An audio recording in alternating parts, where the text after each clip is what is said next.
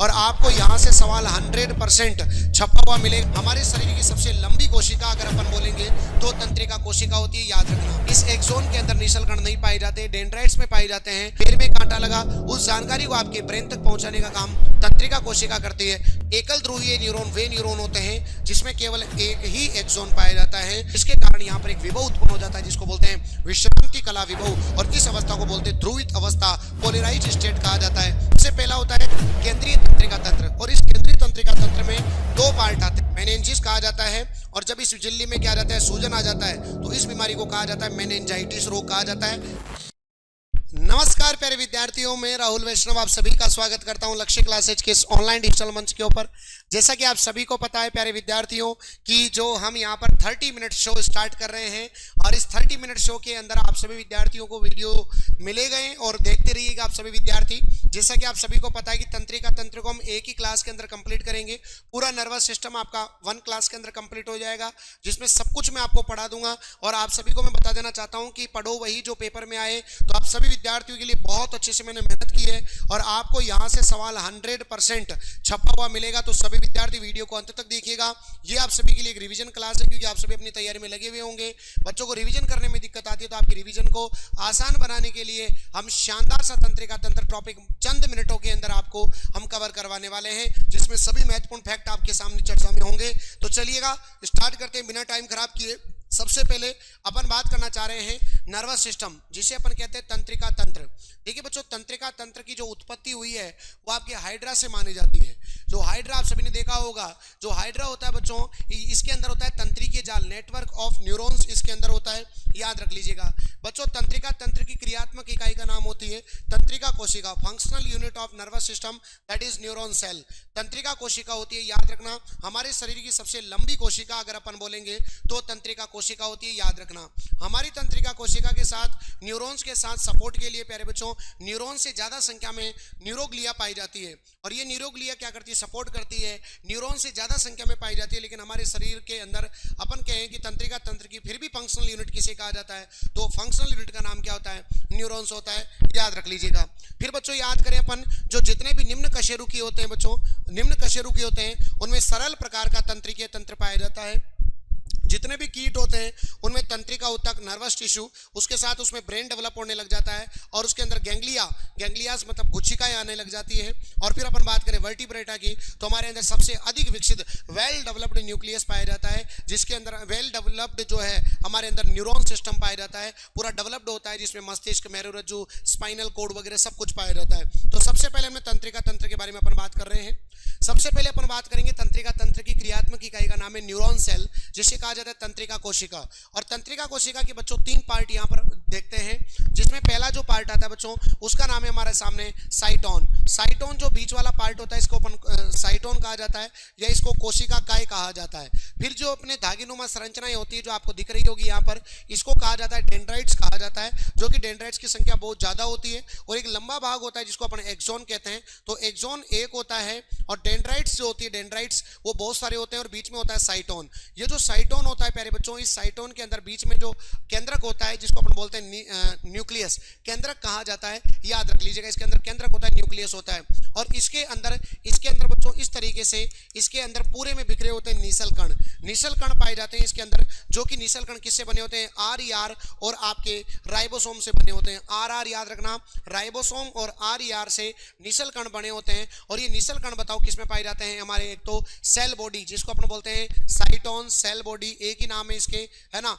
तो याद रखना कोशिका काय इस साइटोन में पाए जाते हैं, और साथ ही साथ ये जो निशल कण होते हैं ये आपके डेंड्राइट्स में पाए जाते हैं। लेकिन इस एक्सोन के अंदर निशल कण नहीं पाए जाते, एक्सोन लंबा भाग होता है, इस एक्सोन के अंदर निशल कण नहीं पाए जाते, डेंड्राइट्स में पाए जाते हैं, जो कि धागेनुमा संरचनाएं होती है। और ये जो डेंड्राइट्स होती है सूचनाओं को ग्रहण करने का काम करती है। सबसे पहले सूचनाएं जो आती है, जो नर्व इंपल्स आती है, उनको इकट्ठा करने का काम डेंड्राइट्स होता है। फिर डेंड्राइट्स से वो सूचनाएं साइटोन में आती है, और साइटोन के बाद किसके में आती है बताओ, एक्सोन में आती है। तो जो नर्व इंपल्स होता है उसकी दिशा आपको पता लग रही होगी कि डेंड्राइट से लेकर के बताओ किधर आती है, बताओ हमारे एक्सोन के साइड आती है, बताओ किसकी, नर्व इंपल्स की जो दिशा होती है वो। तो याद रखना निशल कण इसके बने होते हैं, एक्सोन में निशल कण नहीं पाए जाते। इस एक्सोन की बात करें तो इस एक्सोन के अंदर वसा से निर्मित बच्चों इस प्रकार आप देख पा रहे हैं कि यहाँ पर पाई जाती है माइलिन शीथ। बोलो क्या पाई जाती है, बताओ, माइलिन शीथ पाई जाती है, जो आप सभी देख पा रहे हैं ये होती है बच्चों हमारे सामने माइलिन शीथ। और इस माइलिन शीथ की अपन बात करें तो इसके अंदर पाई जाती है स्वान कोशिका, इसके अंदर पाई जाती है स्वान सेल। और ये जो स्वान सेल होती है ना बच्चों, ये क्या करती है, तो आप बताएं गुरुजी, ये जो स्वान सेल होती है ये किसका निर्माण करती है, बताओ, माइलिन शीथ का निर्माण करती है। और ये जो माइलिन शीथ होती है ये कॉन्टिन्यूस नहीं होकर के डिसकॉन्टिन्यूस होती है, अर्थात असतत होती है, ताकि जो भी नर्व इंपल्स आता है तो इस तरीके से वो फुदक फुदक करके आगे बढ़ता चले, आगे बढ़ता चले। और जो इसके बीच में जो गैप पाया जाता है उस गैप को क्या कहा जाता है, रेनवियर्स के नोड कहा जाता है, याद रखना सभी विद्यार्थी। और इसमें क्या पाई जाती है, स्वान कोशिकाएं पाई जाती है जो कि माइलिन शीथ का निर्माण करती है। और बीच वाले जो होते हैं रेनवियर नोड पाया जाता है। ये पूरा जो पार्ट होता है बच्चों इसे अपन कहते हैं एक्सोन। क्या कहा जाता है, एक्सोन कहा जाता है। इस प्रकार पीछे जो वाला पार्ट होता है जहां से दूसरी तंत्रिका कोशिका जुड़ती है उसे अपन कहते हैं सिनेप्स। क्या कहते हैं, सिनेप्स कहते हैं। और यहां पर पाया जाता है सिनेप्टिक लोब पाया जाता है। और ये होता है बच्चों हमारे सामने पश्च सिनेप्टिक पुटिका। यहां पर जो होता है बच्चों आपके सामने पश्च सिनेप्टिक पुटिका पाई जाती है, जिसके अंदर न्यूरोट्रांसमीटर पाए जाते हैं जो कि किसी भी तंत्रिका कोशिका को उत्तेजित करने का या रोकने का काम करते हैं। याद रख लीजिएगा, सभी बातें बताई जाएगी आपको। तो न्यूरोट्रांसमीटर पश्च सिनेप्टिक पुटिकाओं के अंदर पाए जाते हैं और यहां से दूसरी तंत्रिका कोशिका आकर के यहां से जुड़ती है। सबसे मेन बात है तंत्रिका कोशिका का कार्य क्या है, तो इनका काम होता है सूचनाओं का प्रसार करना। पैर में कांटा लगा, उस जानकारी को आपके ब्रेन तक पहुंचाने का काम तंत्रिका कोशिका करती है। तंत्रिका कोशिका के लिए जो सबसे इंपॉर्टेंट है वो है इसकी स्पीड। तो वो स्पीड होती है 130 से 150 मीटर पर सेकंड। तंत्रिका कोशिका की क्या पाई जाती है, स्पीड पाई जाती है। आपको याद रखना है, साथ ही साथ ध्यान रखना बच्चों, इस मस्तिष्क के अंदर जो आपका साइटोन होता है या सेल बॉडी होता है, इसके अंदर आपका तारक केंद्र नहीं होता है ना, तारक केंद्र नहीं होता। और आपको पता है तारक केंद्र मतलब होता है सेंट्रियोल। सेंट्रियोल यहाँ पर नहीं पाया जाता, तभी तो इसके अंदर कोशिका विभाजन नहीं होता, सेल डिवीजन इसके अंदर नहीं होता। इसलिए ब्रेन के अंदर सेल डिवीजन नहीं पाया जाता क्योंकि इसके अंदर तारक केंद्र नहीं होता। तो ये आपकी है पूरी, बताओ क्या, तंत्रिका कोशिका, जो कि मैंने आप सभी को बहुत अच्छे से डिस्कस की। फिर बच्चों मैंने आपको एक्सोन और अपन बात करना चाहते हैं डेंड्राइट्स, दोनों में अंतर बताया। डेंड्राइट्स के अंदर निशल कण पाए जाते हैं। इससे ये क्या करता है, कोशिका काय की तरफ लाता है। जो भी नर्व इंपल्स होते हैं उन नर्व इंपल्स को इकट्ठा करके कोशिका काय साइटोन की तरफ लाने का काम करता है, याद रखना। और हमेशा जो डेंड्राइट्स होते हैं वो एक से ज्यादा होंगे, जबकि एक्सोन एक लंबा भाग होता है जिसमें निशल कण नहीं पाए जाते। और ये तंत्रिका आवेगों को, जो नर्व इंपल्स होते हैं उनको साइटोन से दूर लाने का काम करता है, लंबा भाग होता है और हमेशा इसकी संख्या 1 होती है। क्लियर सभी को, यस। आगे अपन बात करना चाहें तो जो एक्सोन होता है बच्चों ये भी 2 प्रकार का होता है। एक वो होता है जिसमें माइलिन शीथ पाई जाती है, वो माइलिन आच्छाद पाए जाते हैं, वो होता है माइलिनेटेड। और एक होता है जिसके अंदर आपके माइलिन आच्छाद अर्थात माइलिन शीथ नहीं पाई जाती, नॉन माइलिनेटेड उसे कहा जाता है। तो आपको मैंने माइलिन शीथ बताई थी आपको बहुत अच्छे तरीके से। तो याद रखिएगा, जो वसा से निर्मित, फेट से निर्मित या जिनका निर्माण स्वान कोशिकाएं करती है वो याद रखना माइलिन शीथ पाई जाती है, माइलिन शीथ पाई जाती है, वो तो कहलाती है माइलिनेटेड। और जिसमें नहीं होती वो होती है नॉन माइलिनेटेड। सवाल में इसमें एग्जांपल आता है कि माइलिनेटेड किसके अंदर होता है, एक्सोन जिसमें माइलिन शीथ पाई जाती है उसमें आपको याद रखना क्रेनिकल नर्व और स्पाइनल नर्व, कपाल और मेरु तंत्रिकाएं माइलिनेटेड होती है। जबकि अपन बात करें एएनएस ऑटोनोमस नर्वस सिस्टम, जिसको कहते हैं स्वायत्त तंत्रिका तंत्र, और साथ ही साथ होती है कायिक तंत्रिका तंत्र। कायिक तंत्रिका तंत्र आप सभी जानते ही हैं कि जो भी जानकारी होती है, जैसे पैर में कांटा लगा, उस जानकारी को आपके मस्तिष्क या मेरुरज्जु स्पाइनल कोड तक लेकर के आने वाली तंत्रिकाओं को कायिक तंत्रिकाएं कहा जाता है।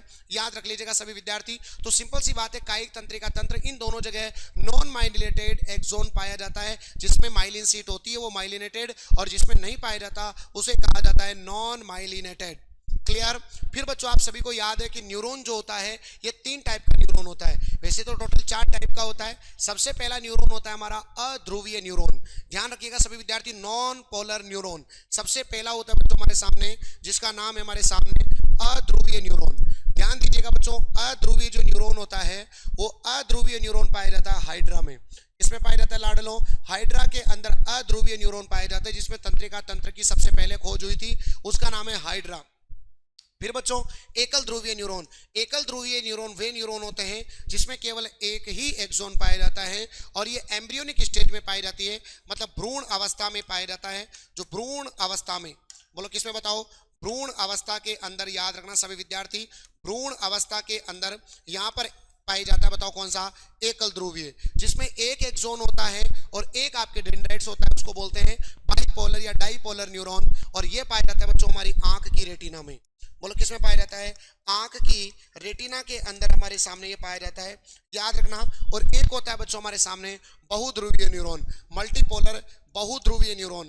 अगर अपन बात करें बच्चों बहुध्रुवीय न्यूरॉन की, तो आपको याद रखना है ऐसा जिसके अंदर डेंड्राइट्स होते हैं बहुत ज्यादा, एक तो होगा एक्सोन, एक तो क्या होगा बताओ, एक्सोन हो जाएगा, और एक से अधिक बताओ क्या होंगे उसमें, एक से अधिक बताओ क्या हो जाएंगे, डेंड्राइट्स हो जाएंगे, एक से अधिक बताओ क्या होंगे, डेंड्राइट्स हो जाते हैं। तो इसको क्या कहा जाता है, बहुध्रुवीय न्यूरॉन कहा जाता है, याद रख लीजिएगा। तो मल्टीपोलर न्यूरॉन किसे कहते हैं, जिसके अंदर बहुत सारे क्या होते हैं बताओ, डेंड्राइट्स होते हैं और एक एक्सोन होता है, और ये हमारे सेरिब्रल कॉर्टेक्स में पाया जाता है, मतलब ये हमारे न्यूरॉन में पाया जाता है, हमारे न्यूरॉन के अंदर ही पाया जाता है। याद रखना हमारे अंदर एक एक्सोन होता है और बहुत सारे डेंड्राइट्स पाए जाते हैं, तो हम बहुध्रुवीय न्यूरॉन में कहलाएंगे। तो सबसे पहले हमको याद रखना है कि न्यूरॉन सेल क्या होती है, न्यूरॉन सेल की स्ट्रक्चर क्या होती है, और फिर न्यूरॉन के प्रकार क्या होते हैं, ये अपन ने बहुत अच्छे से समझ लिया। अब बच्चों आप सभी विद्यार्थियों के सामने अब हम स्टार्ट कर रहे हैं नर्व इंपल्स, तंत्रिका आवेग। जब आपको पता है सूचनाओं का प्रसार होता है तो नर्व इंपल्स आपको पता है ये स्टिमुलेट होते हैं बच्चों, यहाँ पर आवेगों के रूप में जो है सूचनाएं आती है। अब वो किस तरीके से आपके एक तंत्रिका कोशिका से दूसरी पर कैसे जाती है और किस तरीके से इसमें पूरा प्रोसेस होता है, इसको अपन बहुत ही आसान शब्दों में अपन पढ़ेंगे। याद रहिएगा बच्चों, आपने पढ़ बहुत सारा लिया, लेकिन ये क्लास आपके एक रिवीजन का काम करवाएगी। जब आप इस क्लास को देख करके जब कंप्लीट हो जाएगी तो आपको खुद को एहसास होगा कि यार गुरुजी एकदम न्यूरॉन सिस्टम, तंत्रिका तंत्र आपने विद इन मिनटों के अंदर याद करा दिया, हमारा पूरा रिवीजन हो गया। इससे जल्दी तो हम घर पे बैठ के पढ़ते तो भी याद नहीं होता, क्योंकि आप सभी विद्यार्थियों को पता है कि रिवीजन बहुत जरूरी है। तो आपकी रिवीजन को बेहतरीन बनाने के लिए मेरे द्वारा ये मेहनत की जा रही है। बच्चों आप देख रहे हैं कि इसमें मैंने कम मेहनत नहीं की है, इसको लिखने में मेरे पीछे 2 घंटे की मेरी पूरी मेहनत लगी है। 2 घंटे में मैंने बहुत प्रॉपर लिखा है ताकि बच्चों को इतना बढ़िया कंटेंट दे सकूं। आपकी इस 25 मिनट के लिए मैंने 2 घंटे आप सभी विद्यार्थियों के सामने इसको लिखने का भरसक प्रयास किया। अगर आपको मेहनत पसंद आ रही है तो दूसरे विद्यार्थियों तक भी इसको शेयर कीजिएगा और एक प्यारा सा कमेंट जरूर कीजिएगा। प्यारे बच्चों, तंत्रिका आवेग अपन बात कर रहे हैं, नर्व इंपल्स की अपन यहाँ पर बात कर रहे हैं। तो तंत्रिका आवेग आपको पता है कि सबसे पहले इसको अपन बोल रहे हैं एक्सोन। ये क्या बताओ, लंबा सा जो भाग होता है उसको अपन एक्सोन बोलते हैं। इस तरीके से आप तंत्रिका तंत्र न्यूरॉन सेल को याद कर सकते हो। ये डेंड्राइट्स होता है, ये साइटोन होता है, ये आपका एक्सोन होता है। तो जो लंबा सा भाग होता है उसका नाम होता है एक्सोन। इस एक्सोन की जो बाह्यतम परत होती है उसका नाम होता है एक्सोलेमा। एक्सोलेमा इसके बाह्यतम परत का नाम होती है। बच्चों जब सबसे पहले जो एक्सोलेमा होती है ना, उसके पर हमेशा ध्यान रखना, इसके बाहर और एक अंदर। जो बाहर होता है वो हमेशा सोडियम ज्यादा होगा, बाहर सोडियम की अधिकता होती है, ध्यान रखना, और अंदर पोटेशियम की अधिकता होती है। हमेशा ध्यान रखिए, बाहर सोडियम की अधिकता और अंदर होती है पोटेशियम की अधिकता। तो अब आपको क्या होना चाहिए भाई, बाहर अगर अधिकता है सोडियम, तो सोडियम बाहर ज्यादा है तो हर चीज ज्यादा से कहां आती है बताओ, कम की ओर आती है। सांद्रता का यही नियम होता है, लेकिन यहाँ सांद्रण के विपरीत काम होता है। तो यहाँ पर क्या होता है, यहाँ पर जो एक्सोलेमा होता है बच्चों, ये एक्सोलेमा क्या है, सोडियम के प्रति कैसी होती है, अपारगम्य। मतलब ये सोडियम को बाहर से अंदर नहीं आने देती, लेकिन कुछ मात्रा में जो पोटेशियम है वो अंदर ज्यादा है और बाहर कम है, तो ज्यादा से कहां चला जाता है, बाहर की ओर चला जाता है। तो कुछ पोटेशियम जो है वो अंदर से कहां चला जाता है, बाहर चला जाता है। जैसे कि आप देख रहे हैं कि जो पोटेशियम है वो कहां चला जाता है बताओ, आपके पोटेशियम का लीकेज यहां से हो जाता है। क्यों? क्योंकि एक्सोलेमा पोटेशियम के लिए तो पारगम्य होती है, और बताओ सोडियम के लिए क्या होती है बताओ, अपारगम्य होती है। तो सोडियम जो है बाहर से अंदर की ओर नहीं आ पाता, लेकिन पोटेशियम अंदर से कहां चला जाता है, बाहर की ओर चला जाता है। बाहर किसकी ज्यादा है, सोडियम ज्यादा है, अंदर कौन ज्यादा है, पोटेशियम ज्यादा है। और याद रखना बच्चों, इस एक्सोप्लाज्म के अंदर आपको पता है कोशिका के अंदर साइटोप्लाज्म होता है, उसी प्रकार एक्सोन के अंदर एक्सोप्लाज्म होगा, और इस एक्सोप्लाज्म के अंदर ऋणात्मक प्रोटीन पाए जाते हैं, नेगेटिव प्रोटीन्स इसके अंदर पाए जाते हैं। एज इट इज पूरा है बच्चों, आपको जो मैं पढ़ा रहा हूं ये प्योर एनसीईआरटी बेस्ड कंटेंट है। 11th-12th के एनसीईआरटी का प्योर एनसीईआरटी बेस्ड कंटेंट है। जो आपके जो एनसीईआरटी कठिन शब्द हैं उसको आसान बनाने के लिए वीडियो बहुत ही रामबाण साबित होगा। पेपर में सीधे के सीधे सवाल आपको यहां से एज इट इज छपे हुए मिलेंगे, ठीक है। चलो उसके बाद अपन बात करना चाह रहे हैं, देखो सबसे पहले जब कंडीशन होती है ऑफ की, जब कुछ नहीं होता उसको बोलते हैं पोलराइज्ड, ध्रुवित अवस्था कहा जाता है। अब देखना मेरी बात को, मैं क्या कहना चाह रहा हूं, होता क्या है। अब होता क्या है प्यारे बच्चों, सबसे पहले यहां पर एक पंप आता है जिसको बोलते हैं sodium potassium pump. Normal condition में आप देख पा रहे हैं, नॉर्मल कंडीशन थी जिसके अंदर सोडियम अंदर नहीं आ पा रहा था और पोटेशियम बाहर जा पा रहा था। लेकिन जब ऑफ वाली कंडीशन होती है तो इस समय क्या होता है, तो यहाँ पर सोडियम पोटेशियम पंप काम करता है, और जो सोडियम होता है प्यारे बच्चों वो क्या करते हैं बताओ, 3 सोडियम बाहर जाते हैं और 2 पोटेशियम क्या आते हैं बताओ, अंदर आते हैं। अब 3 सोडियम, ये सोडियम पोटेशियम पंप होता है जिसके अंदर क्या करता है, तो 3 सोडियम कहाँ जाते हैं बताओ, बाहर जाते हैं, आपको याद रखना है, और 2 पोटेशियम कहाँ आते हैं बताओ, आपके अंदर आते हैं। अब बताओ 3 प्लस बाहर जा रहे हैं और 2 प्लस अंदर आ रहे हैं, इसका मतलब बाहर प्लस ज्यादा है और बाहर प्लस ज्यादा है और अंदर क्या है बताओ, प्लस कम है, तो अंदर होता है माइनस और बाहर हो जाएगा प्लस। या फिर ऐसे भी याद रख सकते हो भाई, अंदर आपको मैंने बताया था नेगेटिव प्रोटीन्स पाए जाते हैं, मैंने आपको क्लियर बताया था कि एक्सोप्लाज्म के अंदर नेगेटिव प्रोटीन्स पाए जाते हैं, तो अंदर वाला जो लेयर होता है वो आपका नेगेटिव हो जाएगा, अंदर वाला लेयर जो होता है वो आपका नेगेटिव हो जाएगा, और जो बाहर वाला लेयर होता है बच्चों वो आपका कैसा हो जाएगा, पॉजिटिव हो जाएगा। तो 3 सोडियम बताओ कहाँ जाएंगे बताओ, बाहर की ओर जाते हैं, जबकि ऑलरेडी आपको पता है कि बाहर क्या है बताओ, सोडियम की क्या है बताओ, अधिकता है ना बच्चों, सोडियम की क्या है बताओ, अधिकता है, और अंदर क्या बताओ, पोटेशियम की क्या है बताओ, अधिकता है, पोटेशियम की क्या है बच्चों, अधिकता है। तो बताओ 3 सोडियम बाहर जाते हैं सोडियम पोटेशियम पंप के द्वारा, कैसे बाहर जाते हैं, तो ये एटीपी के रूप में ऊर्जा ग्रहण करके, एटीपी के रूप में ऊर्जा ग्रहण करके 3 सोडियम बाहर और 2 पोटेशियम कहाँ आते बताओ, अंदर आते हैं, याद रखना। तो विश्राम अवस्था, इस अवस्था को बोला जाता है विश्राम अवस्था, मतलब रेस्टिंग मेम्ब्रेन पोटेंशियल, क्योंकि आपको पता है, देखो सबसे पहले समझना, एटीपी को ग्रहण करके 3 सोडियम बाहर जाते हैं और 2 पोटेशियम अंदर की ओर आते हैं, तो बाहर प्लस चार्ज आ गया और अंदर की ओर माइनस चार्ज आ गया, इससे एक विभव उत्पन्न हो जाता है जिसको बोलते हैं विश्रांति कला, क्योंकि रेस्ट फेज इसको बोलते हैं, ऑफ वाली कंडीशन है, इसको बोलते हैं विश्रांति कला विभव, विश्रांति रेस्ट मेम्ब्रेन पोटेंशियल इसको बोलेंगे विश्रांति कला विभव, जिसका मान आप सभी को पता होगा -70 से -90 इलेक्ट्रॉन वोल्ट होता है आप सभी के सामने, -70 से कितना बताओ, -90, इसको बोलते हैं विश्रांति कला विभव। और ये जो पोलराइज स्टेट बोलेंगे इसको बोलते हैं ध्रुवीय अवस्था, जिसके अंदर बाहर वाला प्लस होता है और अंदर वाली लेयर जो होती है वो आपकी माइनस होती है। तो विश्राम अवस्था में सोडियम पोटेशियम पंप एटीपी के रूप में ऊर्जा का प्रयोग करके बताओ 3 सोडियम को बाहर और 2 पोटेशियम को कहां बताओ, अंदर की ओर पंप करता है प्यारे बच्चों, जिसके कारण यहां पर एक विभव उत्पन्न हो जाता है जिसको बोलते हैं विश्रांति कला विभव, और इस अवस्था को बोलते हैं ध्रुवित अवस्था, पोलराइज स्टेट कहा जाता है। मेरे हिसाब से समझ में आ गया, 3 सोडियम बाहर और 2 पोटेशियम अंदर, तो बाहर प्लस और अंदर माइनस, यहां पर ध्रुव उत्पन्न हो गए, इसलिए इसको ध्रुवित अवस्था कहा जाता है। अब हुआ क्या, अब जब ध्रुवित अवस्था हो गई प्यारे बच्चों, तो अब आपको क्या करेंगे, बस भी आगे जाकर के मान लो आपके पैर में कांटा लगा, कुछ भी हुआ, तो यहाँ पर तंत्रिका आवेगों का आगे प्रसार कैसे होता है, तो ध्यान से समझना। तंत्रिका, ये नॉर्मल कंडीशन थी कि बाहर प्लस होता है और अंदर क्या होता है, माइनस होता है, इसको ध्रुवित अवस्था कहते हैं, ध्रुवीय अवस्था कहते हैं, पोलराइज्ड कहते हैं। 3 सोडियम बाहर जाते हैं, 2 पोटेशियम अंदर आते हैं, ये नॉर्मल कंडीशन।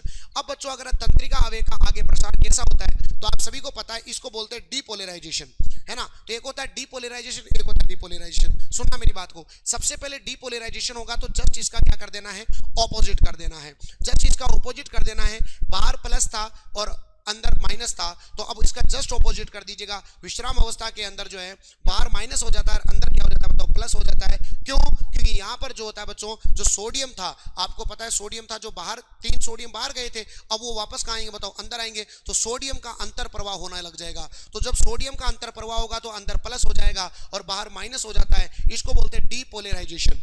बोलो क्या बोलते हैं, डीपोलराइजेशन कहते हैं। अब ये आपकी ऑफ वाली कंडीशन थी, तंत्रिका आवेग। अब वापस से आपको नॉर्मल कंडीशन में आना है, तो आपको पहले जो ये काम हुआ था इसको बंद करना पड़ेगा, और इसको बंद करने को क्या कहा जाता है, रीपोलराइजेशन कहा जाता है। तो जिस प्रकार सोडियम अंदर आया था, अब पोटेशियम वापस बाहर जाएगा, तो यही कंडीशन वापस बन जाएगी बच्चों। तो यहाँ पर जब सोडियम का अंतर प्रवाह हुआ और इस कंडीशन के अंदर जिसको बोलते हैं रीपोलराइजेशन, यहाँ पर पोटेशियम का क्या होता है, बहिर्प्रवाह होता है, और पोटेशियम कहाँ चला जाता है, बाहर चला जाता है। जैसे ही पोटेशियम बाहर जाएगा, जैसे ही पोटेशियम कहां जाएगा बताओ, बाहर की ओर चला जाएगा, तो वापस वही कंडीशन आ जाएगी जो शुरुआती कंडीशन थी। याद रखना प्यारे बच्चों, तो सोडियम का अंतर प्रवाह अगर आपसे बोला जाए तो डीपोलराइजेशन, और पोटेशियम का बहिर्प्रवाह बोला जाए तो रीपोलराइजेशन, और ये होती है आपकी पोलराइज अवस्था। तो आपको बस सीधे सीधे फैक्ट याद रखने हैं। तो सबसे पहले इससे ये बना, और वापस से उसको ऑफ करने के लिए, वापस इस कंडीशन में आने के लिए रीपोलराइजेशन, और रीपोलराइजेशन करते वापस ये स्टेज, और इस तरीके से चलता जाता है। तो यहां पर होता है आपका सोडियम का अंतर प्रवाह, और यहां पर होता है पोटेशियम का बहिर्प्रवाह। याद रख लीजिएगा सभी विद्यार्थी इसको। चलो अब बच्चों, आप सभी को पता है कि भाई एक तंत्रिका कोशिका से दूसरी तंत्रिका कोशिका में जब सूचनाएं जाती है तो उसको सिनेप्स कहा जाता है। और सिनेप्स प्यारे बच्चों 2 प्रकार का होता है, एक विद्युतीय सिनेप्स होता है, एक रासायनिक सिनेप्स होता है। विद्युतीय सिनेप्स क्या होता है, जिसके अंदर बहुत ही ज्यादा तंत्रिका कोशिका बहुत ही ज्यादा पास पास होती है। जब पास पास होती है तो जिस तरीके से यहां पर हमने तंत्रिका आवेग का प्रसार किया है, उसी प्रकार जो प्रसार होगा वो आप सभी के सामने बताओ किसमें होता है, विद्युतीय सिनेप्स के अंदर होता है, जो बहुत ही फास्ट होता है क्योंकि वो बहुत ही तंत्रिका कोशिकाएं या जो सेल्स होती है वो बहुत ही नजदीक होती है, तो अगली में जब जाएगी तो बहुत ही आसान होता है। लेकिन जब केमिकल अपन सिनेप्स की बात करेंगे, केमिकल सिनेप्स की बात करेंगे तो इसमें जो तंत्रिका कोशिकाएं होती है बहुत दूर दूर होती है और उनके बीच में उनको जोड़ने के लिए उनके बीच में पाए जाते हैं न्यूरोट्रांसमीटर। क्या पाए जाते हैं, न्यूरोट्रांसमीटर। और न्यूरोट्रांसमीटर एक प्रकार के केमिकल होते हैं, इसलिए ऐसे सिनेप्स को केमिकल सिनेप्स कहा जाता है। तो दो तंत्रिका कोशिका जिस स्थान पर जुड़ती है उसे सिनेप्स कहा जाता है। तो आप देख लीजिएगा सभी विद्यार्थी, सिनेप्स की बात कर रहे हैं तो दो प्रकार का सिनेप्स है, एक विद्युतीय सिनेप्स और एक होता है आपका रासायनिक सिनेप्स। विद्युतीय सिनेप्स की बात करें तो इसमें दो न्यूरॉन्स क्या होते हैं बताओ, बिल्कुल पास पास होते हैं। तो जब पास पास होंगे बच्चों ध्यान से समझना, जब इस प्रकार पास पास होते हैं बिल्कुल इसके इस प्रकार जो है बिल्कुल ये आपके सामने पास पास होगी, तो इनके बीच में जो है आराम से जो है सोडियम पोटेशियम जो है, जो हमने अभी पंप पढ़ा है, इस सोडियम पोटेशियम पंप के द्वारा सूचनाएं चली जाती है, याद रख लीजिएगा। तो इनके बीच में सिनेप्टिक दरार होती है तो भी बहुत कम होती है, एब्सेंट ही मान लीजिएगा। ये तेज होता है, बहुत ही रेयर कंडीशन में देखा जाता है, दुर्लभ होता है ये विद्युतीय सिनेप्स। जबकि अपन बात करें रासायनिक सिनेप्स की, तो रासायनिक जो सिनेप्स होता है, केमिकल जो सिनेप्स होता है, इसके अंदर इन तंत्रिका कोशिकाओं के बीच की दूरी बहुत ज्यादा होती है। इनके बीच में न्यूरोट्रांसमीटर जो आपके केमिकल है वो प्रयुक्त होता है, ये स्लो होती है क्योंकि थोड़ा दूर है ना, तो याद रखना। और इसमें सिनेप्टिक दरार भी पाई जाती है और ये कॉमन होती है जो हम बहुत ज्यादा मात्रा में देखते हैं। अब गुरुजी विद्युतीय सिनेप्स तो सेम कैसा होगा, जो अभी हम पढ़ के आए जैसा का जैसा, एज इट इज वैसा का वैसा ही होता है जो अभी अपन पढ़ के आए। पोलराइजेशन होता है, डीपोलराइजेशन होता है, रिपोलराइजेशन होता है, उस तरीके से हो जाता है। फिर गुरुजी केमिकल कैसे होता है, तो देखो केमिकली हम समझते हैं। रासायनिक सिनेप्स क्या होता है, यहां से आपके सामने तंत्रिका आवेग आएंगे बच्चों, नर्व इंपल्स आपके आए। सबसे पहले नर्व इंपल्स जो है आपके कोशिका के जो आपका पूर्व सिनेप्टिक झिल्ली है उसके अंदर पाए जाते हैं बच्चों सिनेप्टिक पुटिकाएं, है ना। तो पूर्व सिनेप्टिक झिल्ली के अंदर पाई जाती है सिनेप्टिक पुटिकाएं और इन सिनेप्टिक पुटिकाओं में होता है न्यूरोट्रांसमीटर। बोलो क्या होता है इनमें, न्यूरोट्रांसमीटर पाया जाता है। और जैसे ही तंत्रिका आवेग आता है तो ये सिनेप्टिक पुटिकाएं क्या हो जाती है, फट जाती है। सिनेप्टिक पुटिकाएं यहाँ पर फट जाती है और फटने से न्यूरोट्रांसमीटर बताओ बाहर आ जाते हैं। इन न्यूरोट्रांसमीटर को दूसरी तंत्रिका कोशिका के अंदर ग्राही होते हैं, वो ग्राही इनको क्या करते हैं बताओ, यहाँ से ग्रहण कर लेते हैं और इनको ग्रहण करके बताओ कहां पर दे देते हैं बताओ, पश्च सिनेप्टिक झिल्ली। बोलो क्या, पश्च सिनेप्टिक झिल्ली को दे देते हैं। और इस प्रकार पश्च सिनेप्टिक झिल्ली पर जाकर के सूचनाओं का अगले तक क्या हो जाता है बताओ, प्रसार हो जाता है। तो सूचना यहां से आई और दूसरी कोशिका तक पहुंच गई। इस प्रकार के जो बीच में न्यूरोट्रांसमीटर होता है अर्थात केमिकल के द्वारा सूचनाओं का प्रसार होता है, इस कंडीशन को कहा जाता है रासायनिक सिनेप्स, इसे कहा जाता है केमिकल सिनेप्स, इसे कहा जाता है। तो दोबारा समझ लेना, तंत्रिका आवेग आते हैं तो पूर्व सिनेप्टिक झिल्ली के अंदर सिनेप्टिक पुटिकाएं पाई जाती है जिसके अंदर न्यूरोट्रांसमीटर होता है। और वो जब न्यूरोट्रांसमीटर जो होता है वो बाहर आ जाता है और यहाँ तत्व कौन सा होता है, कैल्शियम तत्व यहाँ पर होता है और यहाँ पर फट करके बाहर आती है। तो दूसरी कोशिकाओं के अंदर ग्राही उसको ग्रहण कर लेते हैं और ग्रहण करके पश्च सिनेप्टिक झिल्ली तक भेज देते हैं और इस प्रकार सूचनाओं का क्या होता है बताओ, प्रसार होता है। इस प्रकार होने वाले सिनेप्स को रासायनिक सिनेप्स कहा जाता है, याद रख लीजिएगा सभी प्यारे बच्चे। चलो उसके बाद अपन बात करते हैं न्यूरोट्रांसमीटर की। तो हमारी बॉडी में सबसे ज्यादा पाया जाने वाला न्यूरोट्रांसमीटर का नाम होता है एसिटोकोलिन। हमारी बॉडी में जो सबसे ज्यादा जो न्यूरोट्रांसमीटर पाया जाता है बच्चों उसका नाम होता है एसिटोकोलिन। और एसिटोकोलिन, अब दो प्रकार के न्यूरोट्रांसमीटर होते हैं, जो एक तंत्रिका कोशिका को सक्रियता को बढ़ा देते हैं और एक होती है नर्व सेल की सक्रियता को कम करने वाले होते हैं। जो बढ़ाने वाले होते हैं उसे अपन कहते हैं उत्तेजक और जो कम करने वाले होते हैं उसे अपन बोलते हैं अवरोधक। तो याद रखना, सबसे पहले अगर अपन बात करें उत्तेजक की, तो उत्तेजक में आता है हमारे सामने जो सबसे ज्यादा कॉमन है उसका नाम है एसिटोकोलिन। एक अपने को याद रखना है ग्लूटामिन, एक अपने को याद रखना है नॉरएपिनेफ्रिन और एपिनेफ्रिन। तो ये सभी क्या होते हैं बताओ, उत्तेजक होते हैं। और अवरोधक में आता है हमारे पास गाबा। गाबा का मतलब होता है गामा एमिनो ब्यूटारिक एसिड। बोलो क्या आता है, गामा एमिनो ब्यूटाइरिक एसिड। तो गामा एमिनो ब्यूटाइरिक एसिड ये अवरोधक होता है। और एक अपने को याद रखना डोपामिन। ये जो डोपामिन होता है ये भी एक प्रकार की बताओ किसकी तरह काम करता है, अवरोधक की तरह काम करता है। तो जो न्यूरोट्रांसमीटर होते हैं वो उत्तेजक भी होते हैं और बताओ क्या होते हैं, अवरोधक की तरह भी कार्य करते हैं। तो बच्चों यहाँ पर हमारा नर्व इंपल्स आ गया, रिपोलराइजेशन डीपोलराइजेशन सारा हमने कंप्लीट कर लिया। अब नर्वस सिस्टम जो होता है जिसको अपन बोलते हैं तंत्रिका तंत्र, ये तंत्रिका तंत्र प्यारे बच्चों तीन प्रकार का होता है। सबसे पहला होता है केंद्रीय तंत्रिका तंत्र और इस केंद्रीय तंत्रिका तंत्र में दो पार्ट आते हैं, एक आता है मस्तिष्क, एक आता है मेरुरज्जु। मेरुरज्जु को बोलते हैं स्पाइनल कोड, जो कि आपके शरीर में होने वाली प्रतिवर्ती क्रियाओं को कंट्रोल करता है। प्रतिवर्ती क्रियाएं वे क्रियाएं होती है जो बहुत ही कम समय के अंदर बहुत ही फास्ट संपन्न होती है, उनको अपन क्या बोलते हैं बताओ, अपन जो बहुत ही कम समय में और बहुत ही ज्यादा फास्ट संपन्न होती है, ऐसी क्रियाओं को बोलते हैं प्रतिवर्ती क्रियाएं। रिफ्लेक्स एक्शन कहा जाता है, और उन पर कंट्रोल कौन करता है? मेरुरज्जु करता है, याद रख लीजिएगा। साथ ही साथ अपन बात करें मस्तिष्क की, तो मस्तिष्क में आप सभी को पता है कि 3 पार्ट होते हैं, एक होता है अग्र मस्तिष्क, एक होता है मध्य मस्तिष्क, और एक होता है हमारा पश्च मस्तिष्क। 3 तरीके का होता है। फिर अपन बात करें पीएनएस, जिसको बोलते हैं तो परिधीय तंत्रिका तंत्र, और इसके अंदर पाई जाती है कपाल तंत्रिका और मेरु तंत्रिकाएं। बच्चों, कपाल तंत्रिकाएं जो होती है उनकी संख्या 12 जोड़ी होती है, और मेरु तंत्रिकाओं की संख्या 31 जोड़ी होती है। जितनी भी मेरु तंत्रिकाएं होती है, सभी मेरु तंत्रिकाएं मिक्स्ड प्रकार की होती है। बोलो कौन सी प्रकार की होती है? मिक्स्ड प्रकार की होती है। जबकि अपन बात करें कपाल तंत्रिकाएं, तो जो कपाल तंत्रिकाएं होती है ये आपके सेंसरी भी होती है, मोटर भी होती है, और मिक्स्ड भी होती है। अब आपको 2 शब्द समझ में नहीं आएगा गुरुजी सेंसरी और मोटर क्या होता है। तो जो सूचनाओं को लेकर के ब्रेन तक जाती है उनको बोलते हैं सेंसरी नर्व, अर्थात इनको कहा जाता है संवेदी तंत्रिकाएं। और जो सूचनाओं को वापस आपके एक्सेप्टर ऑर्गन तक लेकर के आती है उसको बोलते हैं मोटर नर्व, जिसको कहा जाता है प्रेरक तंत्रिकाएं। सेंसरी एंड मोटर नर्व दोनों को मिलाकर के अपन क्या बोलते हैं बताओ? मिश्रित तंत्रिकाएं कहा जाता है। तो याद रख लीजिएगा, कपाल तंत्रिकाओं की संख्या 12 जोड़ी होती है, जो तीनों प्रकार की होती है, संवेदी भी होती है, प्रेरक भी होती है, और आपके सामने संवेदी मतलब सेंसरी भी होती है, मोटर भी होती है, और आपके मिक्स्ड भी होती है। लेकिन 31 जोड़ी जो मेरु तंत्रिकाएं हैं वो सभी की सभी जो है वो आपके मिक्स्ड पाई जाती है। अब आता है तीसरा हमारा एएनएस, ऑटोनोमस नर्वस सिस्टम, जिसको कहा जाता है अनुकंपी तंत्रिका तंत्र। और अनुकंपी तंत्रिका तंत्र में आप सभी ने देखा भी होगा कि जब आपकी हर चीज को बढ़ाएगा, जैसे हृदय की धड़कन को बढ़ाएगा अनुकंपी, है ना, पुतलियों का आकार बढ़ाएगा, पसीना बढ़ाएगा, हृदय की धड़कन बढ़ाएगा, श्वसन दर बढ़ाएगा, दुनिया में जो भी चीज बढ़ाता है वो बताओ कौन होता है? अनुकंपी। लेकिन याद रखना बच्चों, ये पाचन को कम करता है और साथ ही साथ लार को भी कम करता है। ये सब चीजों को बढ़ाने का काम, ये सबको काम बढ़ाने का है। और परानुकंपी क्या करता है? ये होता है सिंपैथेटिक, ये होता है पैरासिम्पैथेटिक।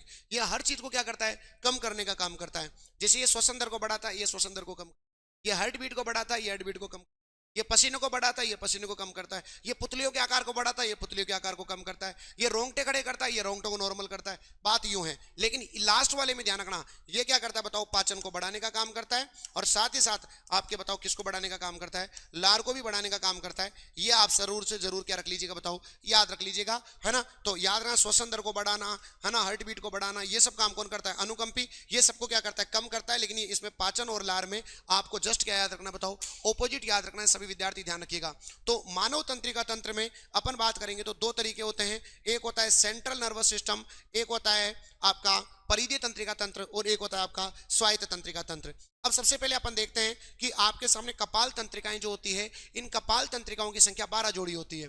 और 12 जोड़ी की बात करेंगे तो ये 12 जोड़ी आप सभी के नाम आपको स्क्रीनशॉट लेके रखना है इसका। सबसे पहले आपको याद रखना है बच्चों, क्या? सबसे पहले आपको याद रखना ओल फैक्ट्री, ओ ओल फैक्ट्री ऑप्टिक ऑक्यूलोमीटर। क्या बोलोगे बताओ? ओल फैक्ट्री ऑप्टिक ऑक्यूलोमीटर। फिर आता है नंबर 4 पर ट्रॉक्लियर, फिर आता है ट्राइजेमिनल, फिर आता है एविडेंस, फिर आता है फेशियल, फिर आता है ऑडिटरी, ग्लोसरी फेरिंजियल, फिर आता है आपका वेगस, फिर आता है एसेसरी, और फिर आता है हाइपोग्लोसल। तो टोटल मिलाकर के आपके 12 जोड़ी होती है, जिनमें आप सभी को याद रखना है कि देखो इसको इंग्लिश में इसे याद रखना। देखो जैसे मान लो ओल फैक्ट्री है, तो ओल फैक्ट्री कैसी होती है? सेंसरी होती है। ऑप्टिक कैसी होती है? सेंसरी होती है। ऑक्यूलोमीटर कैसी होती है? तो आपके सामने मोटर नर्व होती है। इसको ऐसे याद रखना, some says money matter, money more matter. बोलो सही है? मोटर नर्व, मिक्स्ड नर्व, है ना। तो ऐसे याद रखना इसको, सम सेज। इसको देखो यहाँ पर अपन जो मोटर नर्व है ना, इसको मिक्स्ड को अपन बोथ बोलेंगे, है ना। मिक्स्ड को अपन क्या बोल देंगे बताओ? बोथ। ताकि मैं ट्रिक बता देता हूँ आपको, उससे याद रह जाएगा। बोथ बोल देना इसको, है ना। मोटर को तो मोटर, और मिक्स्ड को क्या बोल देना बताओ? बोथ बोल देना। तो देखो some says money matter, some says money matter, but my brother says big books more, ध्यान देना, मोर मैटर।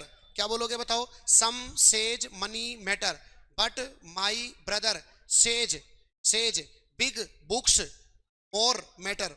तो एस का मतलब sensory, motor, both motor, both sensory, both both motor motor. तो याद रखना, ऐसे आपसे पूछा जाएगा कौन कौन सी है। वैसे तो आप डायरेक्ट याद रख सकते हो आप इसको, जैसे आपसे पूछ ले कि बताओ सेंसरी कौन कौन सी आती है, संवेदी, संवेदी कौन कौन सी है। तो देखो संवेदी में अपन बात करेंगे, सेंसरी में एक दो, एक नंबर दो नंबर, ये सेंसरी है, 1 नंबर 2 नंबर। इसके अलावा अपन बात करेंगे सेंसरी की, तो सेंसरी बताओ कितने हैं, 5 6 7 8, 8 नंबर की सेंसरी है। तो 1 2 और बताओ क्या हो जाएगा 8, ये सेंसरी है। फिर उसके बाद मोटर नर्व की बात करें, मोटर कौन कौन सी है, मोटर, मोटर नंबर पे कौन सी आती है, मोटर नंबर पे तो देखो एक तो आती है हमारे पास 3, एक आती है हमारे पास 4, 3 4, 3 4 और 5, 3 4 5 नहीं 6, 3 4 और 6 है ना। तुम काउंट कर लोगे ना ऐसे, तो ये ध्यान रखना सभी विद्यार्थी। सबसे पहले आपकी 3 ये मोटर है, 4 फिर आ जाएगा 6, और 6 के बाद आपके सामने टोटल मिला करके आपकी आ जाएगी 11 और 12, 3 4 6 11 12। बाकी बच गई वो सब कौन सी बताओ, अब आपके सामने मिक्स्ड है, जिसको अपन बोल रहे थे बोथ, बोथ बोल रहे थे, बोथ, बोथ मतलब मिक्स्ड। अब बताओ बोथ में कौन कौन सी आएगी, एक तो पांचवी है, एक तो बताओ कौन सी है, पांचवी है बोथ में, एक बोथ में आपकी सातवीं है, पांचवी है, सातवीं है, सातवीं के बाद आपकी जो है 9 और 10, 9 और बताओ कौन सी हो जाएगी 10, 9 और 10। अब आप गिन लो, टोटल मिला के 12 जोड़ी हो गई होगी, 1 2 3 4 5 6 7 8 9 10 11 और 12। तो आपको याद रखना संवेदी में होते 1 2 8, मोटर होती 3 4 6 11 12,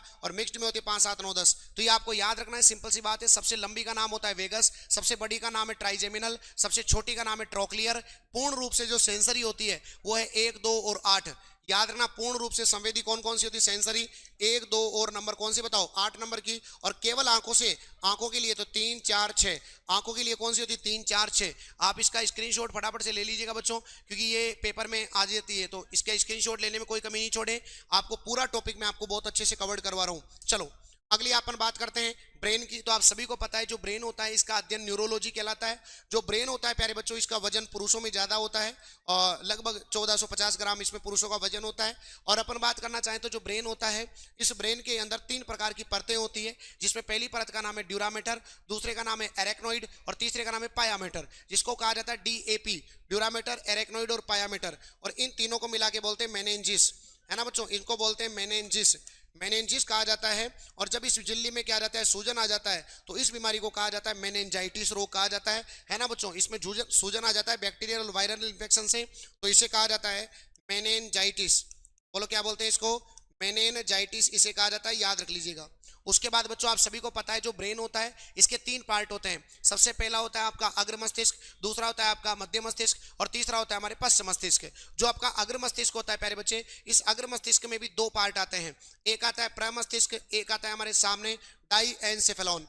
देखो बच्चों प्रमस्तिष्क की बात करें, इस प्रमस्तिष्क के अंदर 2 प्रकार के गोलार्ध होते हैं, एक हेमिस्फीयर होता है, एक राइट हेमिस्फीयर होता है, एक लेफ्ट हेमिस्फीयर होता है। जो लेफ्ट हेमिस्फीयर होता है और जो लेफ्ट हेमिस्फीयर होता है बॉडी के राइट हिस्से को कंट्रोल करता है, और जो राइट हेमिस्फीयर होता है ये बॉडी के लेफ्ट हिस्से को कंट्रोल करता है। और दोनों गोलार्ध एक संरचना के द्वारा जुड़ते हैं, उसको बोलते हैं कार्पस कोलोसम।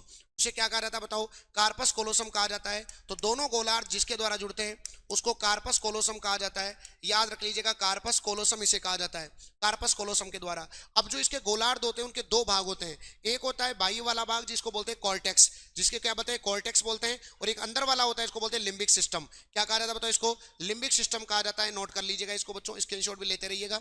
तो जो आपके हेमिस्फीयर होता है, जो गोलार्ध होते हैं, उनके बाहर वाले भाग को बोलते हैं प्रमस्तिष्क कॉर्टेक्स, और इसके अंदर ग्रे कलर का मैटर भरा होता है ना। तो प्रमस्तिष्क गोलार्ध की बाह्य परत, इसके अंदर दूसर मतलब होता है ग्रे कलर का जो मैटर है वो भरा होता है, और अंदर वाला जो भाग होता है उसको बोलते हैं लिम्बिक सिस्टम। लिम्बिक सिस्टम, और लिम्बिक सिस्टम के अंदर व्हाइट मैटर भरा होता है। कौन सा मैटर भरा होता है, व्हाइट मैटर इसके अंदर भरा होता है, याद रख लीजिएगा सभी विद्यार्थी। उसके बाद बच्चों लिम्बिक सिस्टम के अंदर भी 2 पार्ट पाए जाते हैं, है ना, एक होता है एमिगडाला और एक होता है बच्चों एमेडाला, और एक होता है बच्चों हमारे पास हिप्पोकैम्पस। जो एमिगडाला होता है बच्चों, ये वाला पार्ट जो होता है वो किसके साथ बताओ, हाइपोथैलेमस के साथ मिलकर के कुछ क्रियाओं को कंट्रोल करता है, जैसे क्रोध हो गया, प्रेम, प्यार, ईर्ष्या, घृणा, है ना, इन सभी पर कंट्रोल करने वाला बताओ कौन होता है? आपका हाइपोथैलेमस होता है मेन तो। लेकिन हाइपोथैलेमस के साथ लिम्बिक सिस्टम का कौन पार्ट काम करता है बताओ? एमिग्डाला, ये जो है ये पिंड इसके अंदर काम करता है। साथ ही साथ इसमें भूख और प्यास के केंद्र भी आपके सामने किस में पाए जाते हैं बताओ? हाइपोथैलेमस में पाए जाते हैं। इसको अपने शरीर की थर्मोस्टेट ग्लैंड भी बोलते हैं। ये हमारी बॉडी के अंदर जो है टेम्परेचर को कंट्रोल करती है। बोलो कौन बताओ? हाइपोथैलेमस। तो हाइपोथैलेमस के दो पार्ट अपन समझे कि जो हाइपोथैलेमस होता है ये भूख, प्यास, क्रोध, प्रेम, प्यार, ईर्ष्या, घृणा, इन सभी पर कंट्रोल करता है। लेकिन किसके साथ? लिम्बिक सिस्टम के एमिग्डाला पिंड के साथ जो है वो यहां पर क्रिया करता है। ये वाला पार्ट हो गया हाइपोथैलेमस के साथ क्रोध, प्रेम, प्यार, ईर्ष्या, घृणा, भूख, प्यास, इन सभी पर कंट्रोल करता है। टेम्परेचर को कंट्रोल भी हाइपोथैलेमस करता है।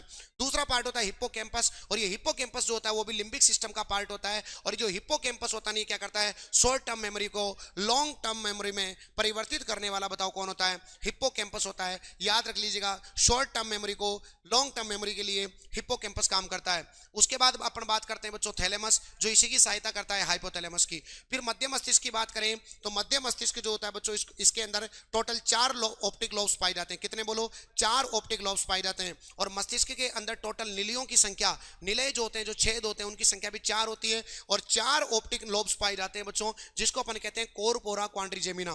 क्या कहते हैं बताओ? कोरपोरा क्वाड्रिजेमिना कहते हैं बच्चों। यहीं पर क्रूरा सेरिब्राई भी पाया जाता है, याद रखना। फिर बच्चों हमारे सामने आता है पश्च मस्तिष्क, और पश्च मस्तिष्क के अंदर बच्चों हमारा आता है पोन्स, है ना। बच्चों ध्यान रखना, ये जो प्रमस्तिष्क होता है ये लार्जेस्ट पार्ट होता है ब्रेन का।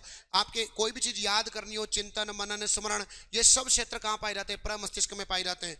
हाइपोथैलेमस मैंने आपको बता ही दिया। पोन्स जो होता है बच्चों इसमें न्यूमोटॉक्सिक सेंटर पाए जाते हैं, याद रख लीजिएगा। पोन्स के अंदर न्यूमोटॉक्सिक सेंटर पाए जाते हैं, और ये ब्रेन स्टेम के लिए काम करता है। ब्रेन स्टेम आता है मस्तिष्क स्तंभ, और मस्तिष्क स्तंभ में एक तो आता है हमारा मध्य स्तंभ, मतलब मध्य मस्तिष्क आता है, एक पोन्स आता है, और एक हमारा बताओ कौन काउंट होता है? मेडुला। ये तीनों मिलकर के ब्रेन स्टेम का निर्माण करते हैं, मस्तिष्क स्तंभ का निर्माण करते हैं। तो जो पोन्स होता है ये न्यूमोटॉक्सिक सेंटर इसके अंदर पाए जाते हैं।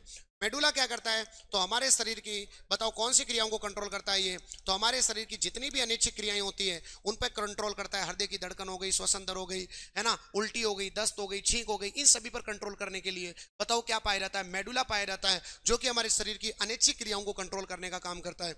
अगला आता है हमारे सामने बताओ सेरिबेलम। ये सेरिब्रम है, ये सेरिब्रम है, ये सेरिबेलम है, जिसे अपन कहते हैं अनुमस्तिष्क। और ये हमारे शरीर का बनाता है बच्चों संतुलन, हमारे शरीर का बनाता है संतुलन।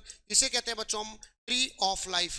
इसे अपन क्या कहते हैं? ट्री ऑफ लाइफ इसे कहा जाता है बच्चों, है ना। और इसे कहते हैं लिटिल ब्रेन, छोटा दिमाग इसे कहा जाता है। मस्तिष्क में सबसे बड़ा भाग होता है बच्चों हमारे सामने प्रमस्तिष्क, और सेकंड नंबर का सबसे बड़ा भाग कौन होता है? अनुमस्तिष्क। लेकिन इसे क्या कहते हैं बताओ? छोटा दिमाग कहते हैं।